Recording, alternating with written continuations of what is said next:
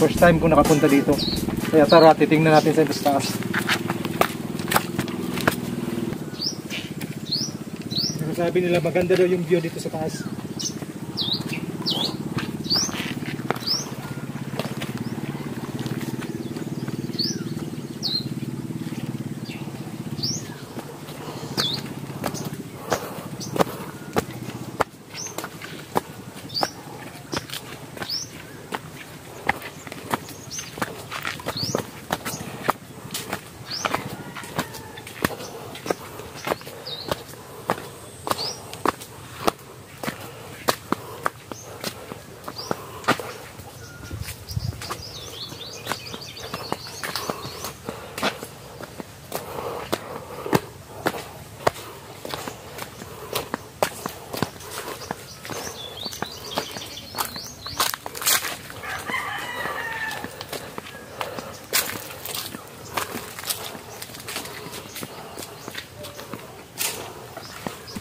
May bayad ba kahit titingin na kami, mag-vlog na kami?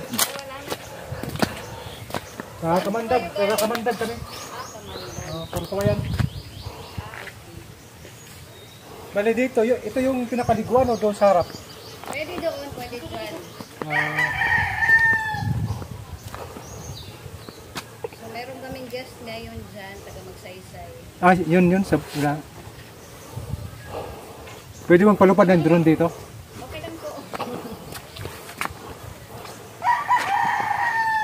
Mga ilang taon na to ditong yung resort na to? Nag-start po ito 2017? 2017. Oo. Matagal na. Yung nag-grant dito is dito ba rin? From Exotic. Oo, Exotic. So, iba na pala yung may-ari, kayo na may-ari dito? Ano na, yung may-ari talaga ng island, bali na turn over na sa kanila. Baka yung mga cottages na malapit sa dagat? Bali may cottage kami doon isa, nasira ng bagyo, bago lang. Nasira, so nag-ano na lang kami ng mga tables muna. Pero dito, pwede rin siyang makadaong yung mga sasakyan? Opo, oo, pwede. Sa gilid lang banda kasi dito yung mga naliligo. May deep well din naman dyan para after maligo, mag-wash na lang din. May mga rooms kami na available for sleeping doon. Mga 5 rooms. Pwede masilip yung nyo? Okay po, para makita rin sa mga namin, sa mga followers namin na ganito pala yung place dito. Baka pupunta sila dito kung makita.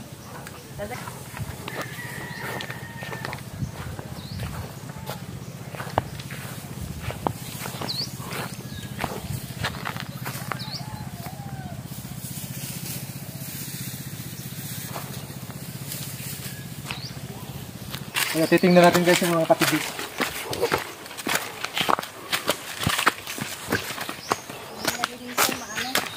Pumasok yung kambi. Ito dito for innovation pa ito kasi nasira yung mga doors. Nasira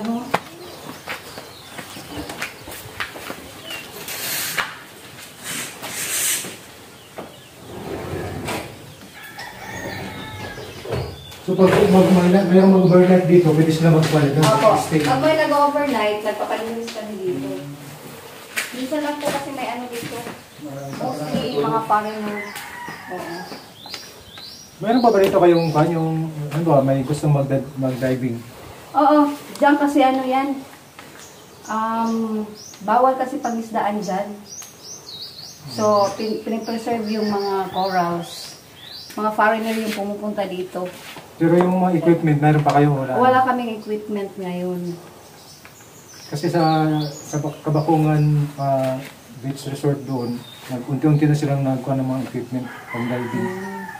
Kasi yung dati, meron dati, diba? yung foreigner pa yung una nagmayari nito. Meron sila kasi talaga diving area talaga ito siya. Kaya mabato sa baba kasi for diving. Nakita ko to dati sa website, yung lugar na to dito. Mga diving, mayroon sila mga pictures ilalim na dagat. Maganda yung mga corals. Oo. Maganda, hindi nga pinapano doon kasi bawal. Naka-preserve talaga yun. Oo, naka-preserve siya. Ito yung pangalawa, kinuha yung bed. Dinipat doon sa inupahan namin. Yung Opo, kasi yung may-ari dito, pinaayos yung unang room. Kasi pag pumupunta siya dito, dun sa ari, bali dun din kami nag-occupy pag nandito kami. Yung husband ko, palagi nandito kasi yung farm niya. Ako ngayon lang ako na nandito. Yung dalawang bed, nilipat doon.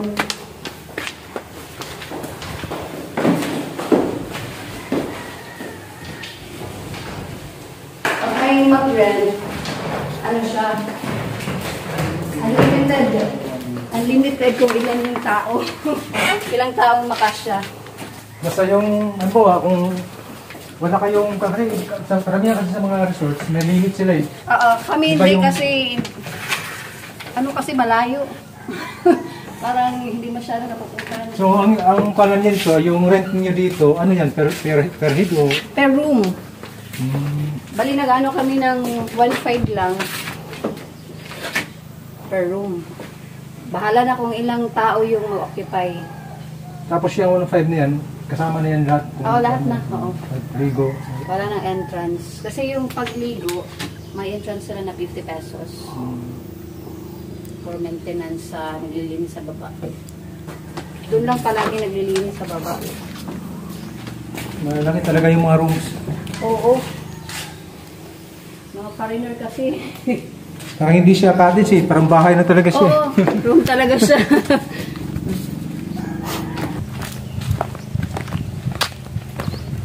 Hindi lang pinapatanggal itong mga puno kasi stay dito. Oo, maganda nga rin ito kasi nakakatulong sa kawan. Pero magaling mainit na, liliman yung Ito yung mga sirang mga mamalinis na kapigil nila. Marami, mga anim na kayo. ito yung pinaka-hole.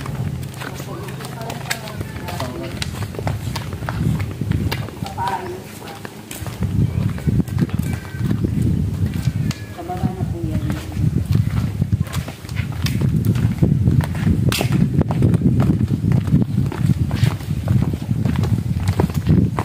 Kahapon, marami dito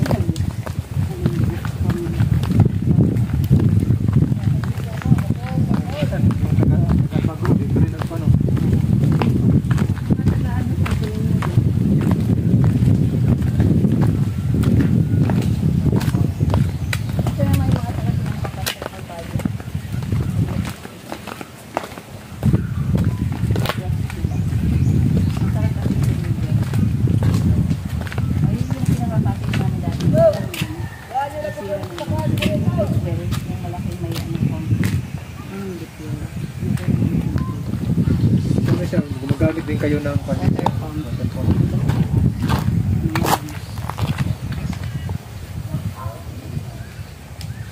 Pwede doon dito.